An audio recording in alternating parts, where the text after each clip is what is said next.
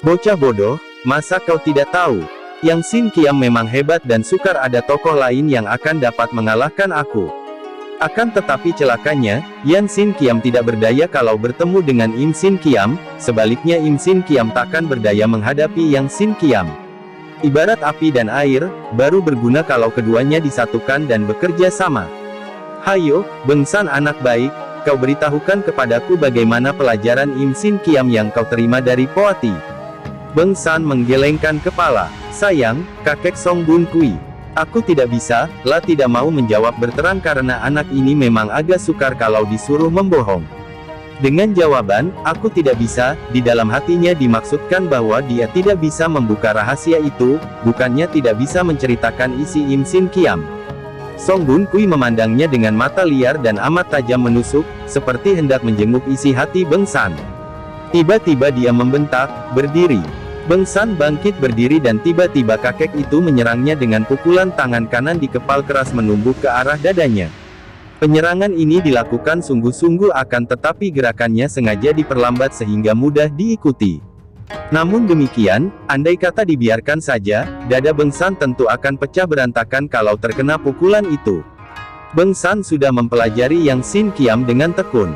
Tubuhnya sudah memiliki daya tahan dan daya gerak yang otomatis. Apalagi setelah matanya melihat bahwa serangan itu adalah sebuah jurus dari Yang Sin Qiam, dengan amat mudahnya dia tahu bagaimana harus melawan dan melayaninya.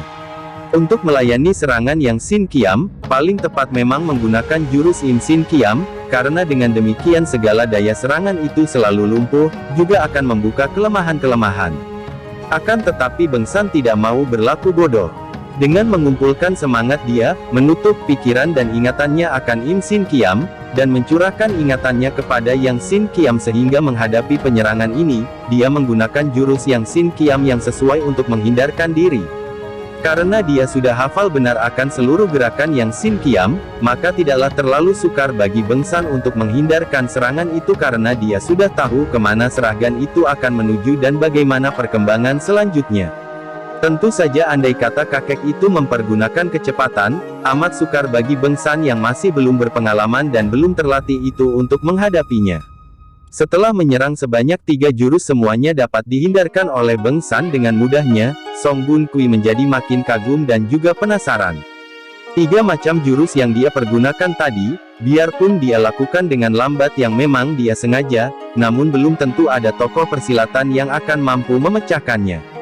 Hanya orang yang sudah mengenal betul ilmu silat Yang Sin Qiam baru dapat memecahkan semudah yang dilakukan Beng San. Dari kagum dan heran dia menjadi penasaran sekali lalu dia melanjutkan penyerangannya secara bertubi-tubi, mengeluarkan seluruh jurus Yang Sin Qiam yang kesemuanya hanya mempunyai 18 jurus pokok. Sebetulnya, baik Yang Sin Qiam maupun Im Sin Qiam setiap jurus pokoknya dapat dipecah pula menjadi 3 sehingga jumlah seluruhnya adalah 54 jurus. Akan tetapi oleh karena hanya ingin melihat apakah betul-betul bocah itu sudah hafal akan jurus-jurus Yang Sin Qiam, kakek ini hanya mengeluarkan jurus-jurus pokok saja. Hebatnya, 18 jurus pokok itu dengan amat mudahnya dapat dihindarkan dan dipecahkan oleh Beng San. Penyerangan-penyerangan yang dilakukan oleh Song Bun Kui ini bukan semata-mata hendak melihat apakah Beng San betul-betul sudah hafal akan Yang Sin Qiam, akan tetapi maksudnya yang tersembunyi adalah hendak memancing agar supaya bocah ini dalam keadaan terdesak mau menggunakan Im Sin Qiam. Setelah dia melihat bahwa semua gerakan Beng San untuk menghindarkan serangan-serangan itu adalah jurus-jurus Yang Sin Qiam pula, dia baru percaya akan keterangan anak itu tadi bahwa Beng San hanya mewarisi Yang Sin Qiam saja.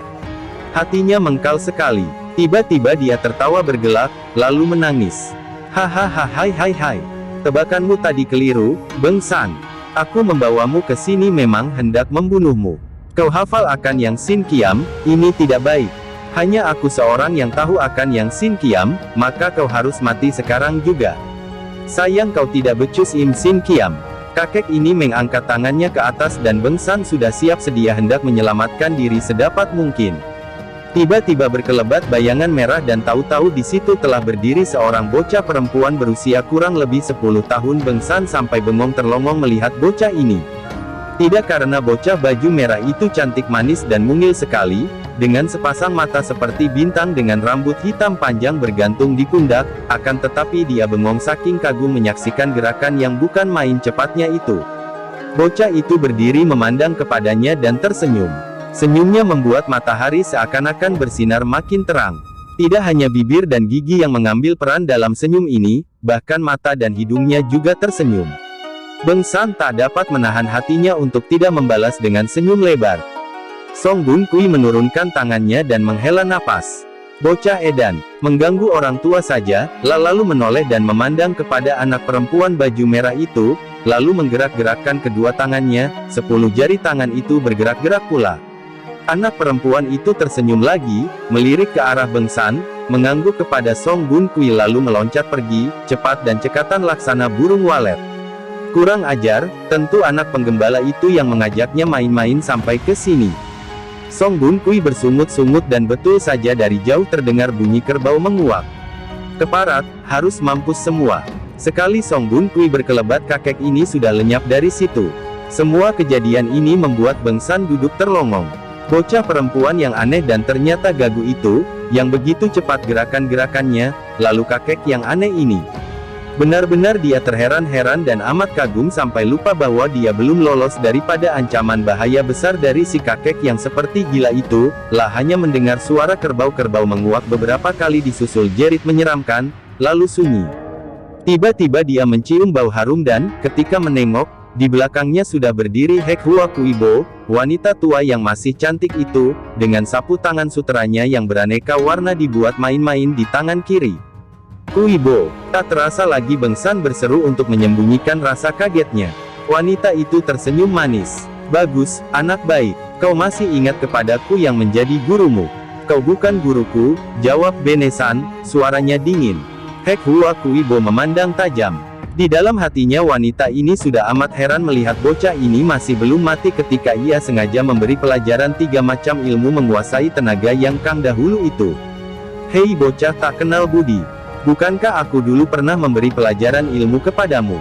Memang betul, kau memberi pelajaran Tai Hwe, Siu Hwe dan Chi Hwe kepadaku. Akan tetapi itu bukan berarti bahwa kau guruku karena aku tidak pernah mengangkat kau sebagai guru. Pula aku tidak tahu apa gunanya pelajaran-pelajaran itu. Sepasang mata Hek Hua Kuibo bersinar dan senyumnya melebar. Hatinya girang sekali karena sekarang ia merasa yakin bahwa anak ini tidak tahu akan maksud buruknya ketika menurunkan 3 macam ilmu itu. Anak baik, kau tidak tahu bahwa pelajaran yang kuturunkan kepadamu itu adalah pelajaran yang menjadi dasar ilmu silat tinggi. Aku suka kepadamu, Beng San, dan aku suka punya murid seperti kau ini. Kalau aku tidak suka kepadamu, masa aku turunkan ilmu-ilmu itu kepadamu? Justru kedatanganku ini juga karena perasaan sukaku kepadamu itulah. Kau terancam bahaya, kalau Song Bun Kui iblis itu kembali, kau tentu akan dibunuhnya. Karena itu, hayo kau ikut aku pergi sekarang juga. Tanpa menanti jawaban Beng San, Hek Hua Kuibo menangkap tangan bocah itu dan di lain saat Beng San merasa dirinya melayang seperti ketika dia dibawa pergi Song Bun Kui, lah tidak melawan dan menyerahkan diri saja, maklum bahwa melawan pun takkan ada gunanya. Lagi pula, dia belum tahu apa maksud sebenarnya wanita ini, sungguh pun dia merasa pula bahwa memang dia terancam oleh Song Bun Kui. Kiranya dibawa pergi Hek Hua Kuibo belum tentu sebesar bahayanya kalau dia berada bersama Song Bun Kui. Mendadak Hek Hua Kuibo menarik tangan Beng San sambil meloncat ke belakang sebuah batu besar yang berada di pinggir jalan. Nenek ini bersembunyi di belakang batu sambil memegang tangan Beng San erat-erat. Kuibo, ada apa? Suara Beng San terhenti ketika tangan nenek itu yang sebelah lagi menotok lehernya dari belakang. Beng San marah dan mendongkol sekali hatinya, lah tak dapat bergerak, tak dapat membuka suara, hanya mampu mendengar dan melihat. Pada saat itu dia mendengar suara melengking dari jauh, suara tangis memilukan. Segera dia mengenal suara ini ketika makin lama suara itu makin mendekat. Bukan lain suara yang aneh dari Song Bun Kui. Sebentar saja kakek aneh ini sudah lewat jalan itu, dekat batu tanpa menoleh ke kanan kiri. Wajahnya muram, mukanya tunduk dan tubuhnya yang kecil kurus itu seperti bongkok. Setelah kakek ini lewat, jauh tak kelihatan lagi, Hek Hua Kuibo menarik lagi tangan Beng San sambil menepuk belakang lehernya dan membebaskan totokan. Kui Bo, kenapa kau takut kepada Song Bun Kui?